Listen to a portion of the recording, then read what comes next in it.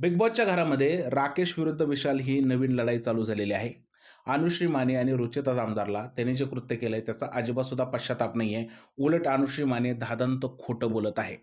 दिव्या आणि दीपालीमध्ये सुद्धा वाजलेला आहे आणि राकेश आणि दिव्याचा एक नवीन बॉन्ड होताना पाहायला मिळत आहे.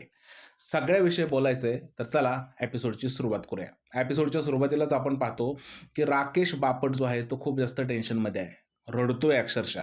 आता साहजिकच आहे, एखाद्या पुरुषाचं नॅशनल टेलिव्हिजनवरती अशा प्रकारचं कॅरेक्टरची उधळपट्टी केली किंवा त्याच्या कॅरेक्टरवरती अशा प्रकारचे आरोप लावले, तर कोणत्याही पुरुषाला वाईट वाटेल, राग येईल आणि ते सगळं राकेशबरोबर घडत होतं. तिकडे सागर कारंडे आला आणि त्याला समजायला लागला, की त्या कोणत्या मुलींच्या गोष्टीकडे लक्ष देतोय तू? हे काय चाललेलं आहे? तेवढ्यात अनुश्री माने तिकडे आली काहीतरी बोलायला. तिला हाकलून दिले अक्षरशः, की "तू इथून जा." सागर बोलला ते एकदम करेक्ट आहे. या मुली बिग बॉस बघून आलेल्या आहेत. ज्यांना फक्त फुटेज हवंय आणि फुटेजसाठी ह्या मुली काहीही करत आहेत. जसं आपण काल पाहिलेलं आहे, त्या मुली तशाच आहेत. कारण त्यांना असं वाटतं, की बिग बॉसमध्ये आपण असं वागलं, की आपलं नाव होईल, आपल्या नावाची चर्चा होईल, आमच्यासारखे रिव्ह्यूवर त्यांचं नाव घेतील आणि त्या अजून मोठ्या होतील. अशा प्रकारचा समज बाळगून रुचिता जामदार आणि अनुश्री माने घरामध्ये राहत आहेत. पण या सगळ्या गोष्टीचा मेन कल्प्रिट कोण आहे माहिती आहे का तुम्हाला? या सगळ्या गोष्टीमागं मेन आहे विशाल कोटियान. काय झालं होतं? अनुश्री माने वरती झोपत होती बेडवरती, पण विशालने तिला सांगितले, की "नाही, तो तुझा मेन बेड आहे, तू तिकडे जाऊन झोप." आणि इथूनच या गोष्टीला सुरुवात झाली. मी हे म्हणत नाही, की विशालने सांगितलं, की तुम्ही राकेशच्या कॅरेक्टरवरती आरोप लावा. पण हे स्पष्ट आहे, की विशालनी अनुश्री माने आणि रुचिता जामदारच्या कानामध्ये राकेशविषयी बऱ्याच गोष्टी सांगितलेल्या आहेत.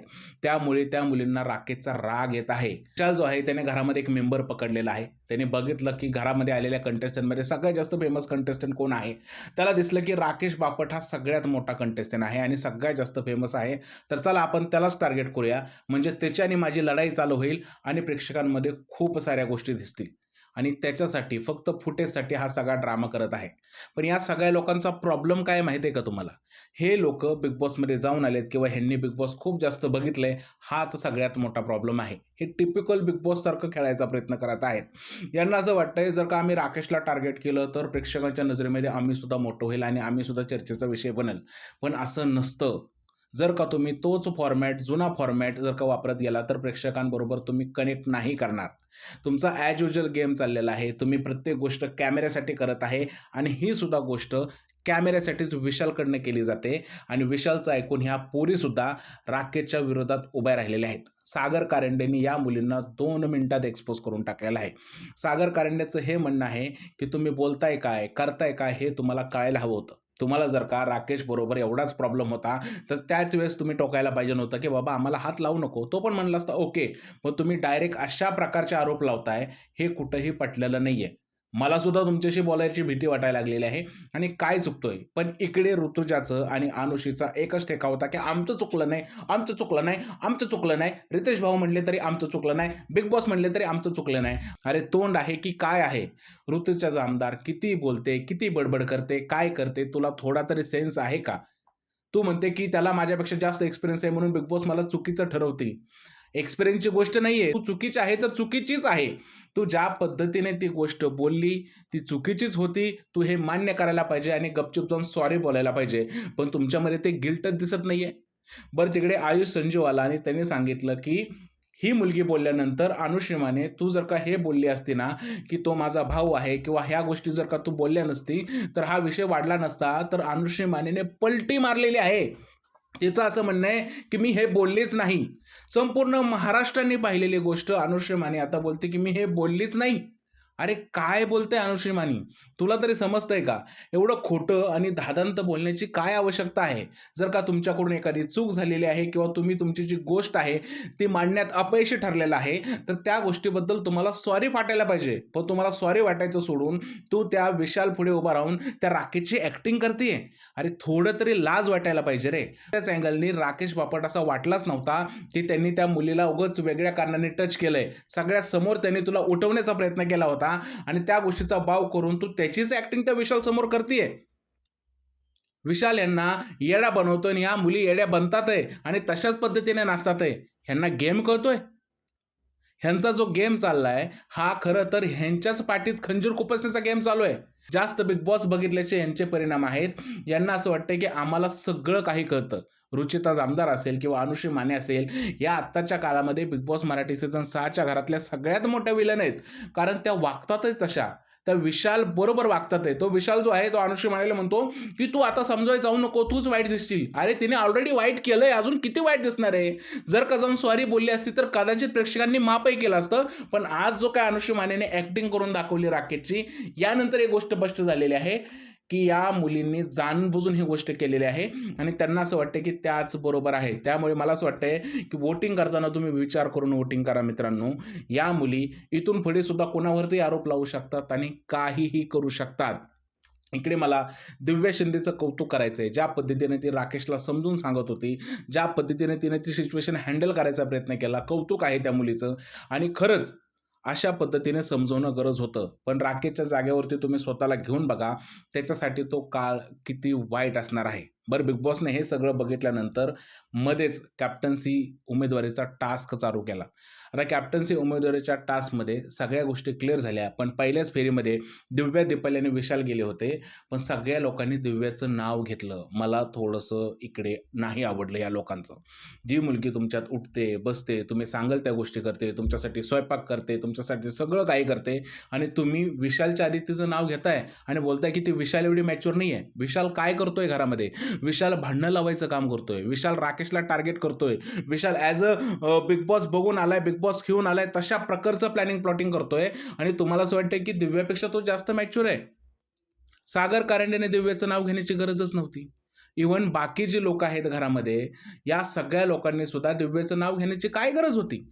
विशालला बाहेर काढला असता. नंतर हे कॉम्पिटिशन दीपाली आणि ह्याच्यामध्ये राहू द्या ना. बरं, विशालने नंतर दीपालीचं नाव घेऊ द्या, नाहीतर दिव्याचं नाव घेऊ द्या.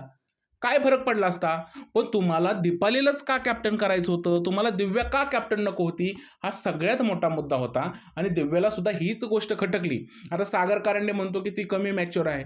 मला समजलं नाही किंवा तिला कमी अनुभव आहे सचिन कुमावत म्हणतो. कसं काय कमी अनुभव म्हणता येईल? बिग बॉसच्या घरात कॅप्टन्सी करायचा किती लोकांना अनुभव आहे? म्हणजे काहीही उगाच कारण द्यायचं. तुम्हाला दीपालीला करायचं होतं ते स्पष्ट सांगा. पण तुमची प्रायोरिटी विशाल कोटियान कशी काय होऊ शकतो? हे मला अजूनही समजलं नाही आणि हाच मुद्दा दिव्या शिंदे सरकार घेत होती. बरं, त्यानंतर तिने रागामध्ये डिसिजन घेतला आणि तिने दीपालीला बाहेर काढलं आणि विशालला ठेवलं. तिकडं तिचं चुकलंच म्हणा. कारण कधीही दीपाली विशालपेक्षा बरी होती त्या ग्रुपसाठी किंवा तिच्यासाठी सुद्धा. कारण विशाल कॅप्टन झाल्यानंतर विशाल त्यांची जी टोळी आहे, त्या टोळीला सपोर्ट करणार आहे, नाही की हिला सपोर्ट करणार आहे. पण हिने तो रागामध्ये डिसिजन घेतला. पण तिचं रागवणं बनतं. कारण तिला ज्या पद्धतीने या लोकांनी निग्लेक्ट केलं, हे कुठेतरी चुकीचं होतं. ती मुद्दे पण बरोबर मांडते यार. ती ज्या पद्धतीनं बोलली ना घरामध्ये, आयुषपाशी बोलली किंवा ओमकारपाशी बोलली, की तुम्ही मला असं का जज करताय, की मी मॅच्युअर नाहीये? मी 17 लोकांचं जेवण बनवतेच ना. मी आधी कधी 17 लोकांचं जेवण बनवलंय का? तो सागर कारंडे मध्येच बोलतो, नाही जेवणाविषयी बोलायला नाही पाहिजे. अरे ती काय बोलते? थोडा तरी सेन्स वापर ना. ती बोलते, की मी आधी 17 लोकांचं जेवण नव्हतं बनवलं. आत्ता मी करते ना. मग तसंच मी आधी कॅप्टन्सी नाही केली, तर आता मी करू शकते. तिचा हा मुद्दा आहे. तुम्ही वेगळ्याच गोष्टी वेगळ्याच पद्धतीने डायव्हर्ट कसं काय करताय? आणि मला असं वाटतं की दिव्या शिंदे चुकली नव्हती. पण जसं की राकेश बोलला, की दीपाली त्याचा आणि तिचा आधी ग्रुप होता. त्यामुळे तू जर का त्यावेळेस विशालला बाहेर काढलं असतं, तर दीपाली आपल्याच ग्रुपमधली झाली असती. ही गोष्ट समजण्यासारखी होती. पण बाकी लोकांना जर का असं वाटत असेल, की ती दिव्या चुकली किंवा आता दिव्या दीपालीला जाऊन सॉरी बोलली आहे. दिव्याने खूपच मोठी चूक केली होती असं नाहीये. दीपाली सय्यद मॅडम तुम्ही ॲक्सेप्ट करा, की ती सॉरी बोलते ठीक आहे, होती चूक असं बोला आणि ॲक्सेप्ट करा. तुम्ही ज्या पद्धतीने आणताय ना, "नाही, नाही, नाही, तू माझ्या पाठीत खंजीर खुपसला, माझा खून केला, मी पण आता गेमच खेळेन." अहो, तुम्ही पण गेमच खेळले ना तिच्या विरोधात. जसं तुम्हाला वाटतंय मी कॅप्टन व्हायला हवी होती, तसं दिव्याला वाटणं साहजिकच आहे यार, सगळे गेम खेळायला आलेत. पण तुम्ही इकडे हे दाखवताय, की नाही, नाही, दिव्याने घेतलेला डिसिजन चुकीचा आहे, तो माझ्या पाठीत खंजीर खुपसला. बरं, प्राजक्ताचा तर अजूनच सिनेरिओ वेगळा आहे. असं म्हणणं आहे, आम्ही जर का विशालला बाहेर काढलं असतं, तर विशालने काय केलं असतं, तुझं नाही दीपालीताईचं नाव घेतलं असतं. कारण दीपालीताई त्याच्यासाठी टफ कॉम्पिटिटर आहे. मग दिव्या कॉम्पिटिटर नाही आहे विशालची. बरं, दिव्या कॅप्टन झाली असती तर तुमच्या ग्रुपला काय हरकत होती? तुम्ही तिला तुमच्या ग्रुपचं समजताय. मग दीपाली कॅप्टन झाली काय, दिव्या कॅप्टन झाली काय? तर त्या सिच्युएशनवरती सोडायला हवं होतं ना. पण तुम्ही असं ॲझ्युम करता, की विशालने दीपालीला बाद केला असतो, म्हणून आम्ही आता दिव्याला बाद करतोय. म्हणजे काय, तुमच्या प्रायोरिटी लिस्टमध्ये दिव्या नव्हतीच. राकेशने जे आहे ते दिव्याला जरी समजावलं असलं, तरी दिव्याने घेतलेला स्टँड चुकीचा नव्हता. तो योग्य स्टँड होता. हां, राकेशचा मुद्दा मला इकडे हा पटला, की तू ओमकार बरोबर जे करते, की वेगळ्या दिशेला जे जाते, ते अत्यंत चुकीचं आहे. कारण तू एक इमेज बनवलेली आहे. तुझ्या इमेजला खूप मोठं नुकसान होऊ शकतं. हा खूप मोठा शो आहे. ज्या पद्धतीने राकेश बोलतोय ना, ते ॲब्सोल्युटली करेक्ट आहे.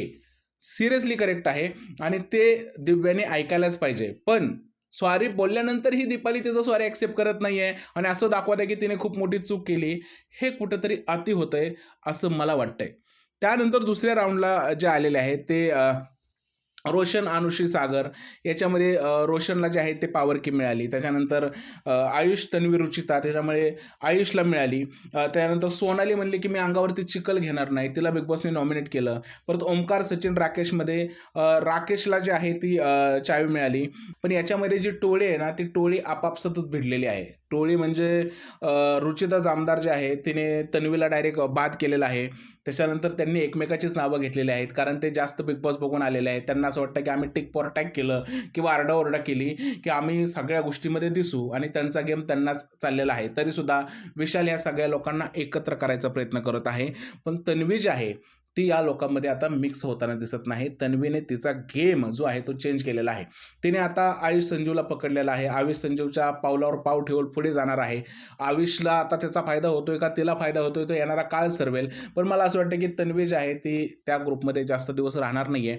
हळू ते एक वेगळं तिचं स्थान निर्माण करेल किंवा ती वेगळ्या ग्रुपमध्ये जाणार आहे. असं सध्या तरी दिसत आहे.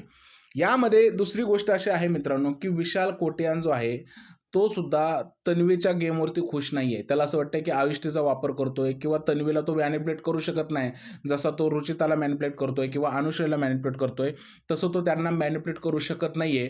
त्यामुळे तो थोडासा अपसेट आहे आणि तन्वी अतिहुशार असल्यामुळे ती विशालच्या जाळ्यात अडकत नाहीये. त्यामुळे येणारा जो काळ आहे, या टोळी ग्रुपसाठी खूप इंटरेस्टिंग असणार आहे आणि बिग बॉसच्या घरातसुद्धा इंटरेस्टिंग असा टास्क होणार आहे. बाकी करण जो आहे, तो करण ऑब्झर्व्ह करतोय. मला असं वाटतंय करण ना या ग्रुपचा आहे ना त्या ग्रुपचा आहे. करण थोडीशी वेगळ्या स्ट्रॅटेजीनं प्लॅन करतोय गेम. मला असं वाटतंय तो इंडिव्हिज्युअल खेळायचा प्रयत्न करतोय. तो सगळ्यांबरोबर बोलतोय खरा, पण त्याच्या डोक्यामध्ये वेगळंच काय चाललंय. तो विशालबरोबर थोडं बोलतोय, त्या ग्रुपमध्ये थोडं बोलतोय. मला असं वाटतंय, की तो त्या ग्रुपमध्ये अजून मिक्स नाही झालेला आहे. तो वेगळा खेळायचा प्रयत्न करतोय. म्हणजे प्रभू बरोबरचं त्याचं कन्व्हर्सेशन बघा. तो म्हणतो हा गेम एकट्याने खेळायचा आहे. मला बघायचं आहे, की आता करण जो आहे तो एकटा खेळून किती पुढे जातोय. कारण बिग बॉसच्या घरामध्ये अशी बरीच सिच्युएशन येते. तिकडे टीम असणं खूप जास्त गरजेचं आहे. कारण टीम असेल तर तुम्ही नॉमिनेशनपासून वाचता. टीम असेल तर तुम्हाला कॅप्टन बनायची सुद्धा संधी येते. प्रभू जो आहे तो खूप उत्तम असा गेम खेळतोय. प्रभूला सगळं कळतंय. त्याचे बरोबर मुद्देसुद्धा मांडतोय. जसं की प्राजक्ता बोलली आणि मला असं वाटतं, की प्रभू हा लंबे रेस का घोडा आहे. सूरज चव्हाण याची बरोबरीसुद्धा करू शकत नाही.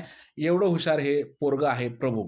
मला असं वाटतंय, की ओव्हरऑल जो आहे तो आजचा एपिसोड पाहिल्यानंतर घरातल्या कंटेस्टंटनी आज वेळ घेतलेला आहे आणि वेळ घेऊन ठरवत आहेत, की आम्हाला काय करायचंय, काय नाही करायचंय. येणारा जो पुढचा काळ आहे त्यामध्ये आपल्याला स्पष्ट असं दिसणार आहे, की राकेश बापट विरुद्ध विशाल कोटियान यांचं खूप मोठा वाद घरामध्ये होणार आहे. ज्या पद्धतीने राकेश बोलला, की तो माझ्या पर्सनल आयुष्यावर जातोय, माझ्या करिअरबद्दल जातोय, तर मी हे घरसुद्धा सोडून जाऊ शकतो. त्यामुळे तुम्ही स्थिर राहा. या सगळ्या गोष्टी ज्या आहेत, या गोष्टी खरंच पुढे इंटरेस्टिंग होणार आहेत.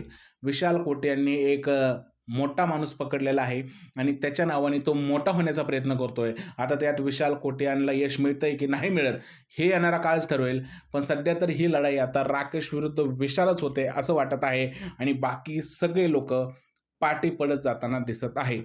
तुम्हाला काय वाटतं आजच्या एपिसोडबद्दल मला कमेंटमध्ये सांगा. व्हिडिओ आवडला असेल तर व्हिडिओला नक्की लाईक करा, चॅनलला सबस्क्राईब करायला विसरू नका. भेटूया उद्या परत रिव्ह्यूमध्ये. तोपर्यंत जय हिंद, जय महाराष्ट्र आणि भारत माता की जय.